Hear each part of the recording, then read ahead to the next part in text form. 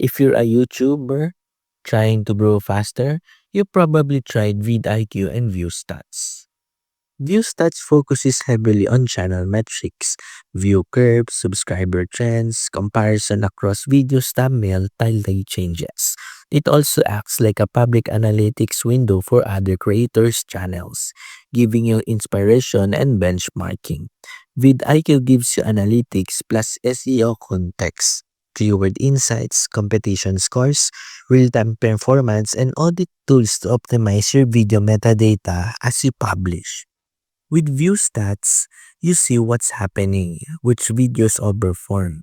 But in vidIQ pushes you to act it, suggests words, keywords, changes, title tweaks, tag recommendation, competitor analytics.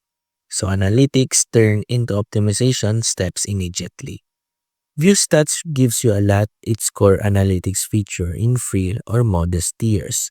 Their Pro version unlocks alerts, A/B tests, outlier tools, and collections. vidIQ also divides feature by tiers. Some optimization tools come at higher levels, but many creators feel the trade-off is worth it for integrated optimization. If you want a tool that doesn't show stats but helps you optimize your work, vidIQ is the one I'd go with.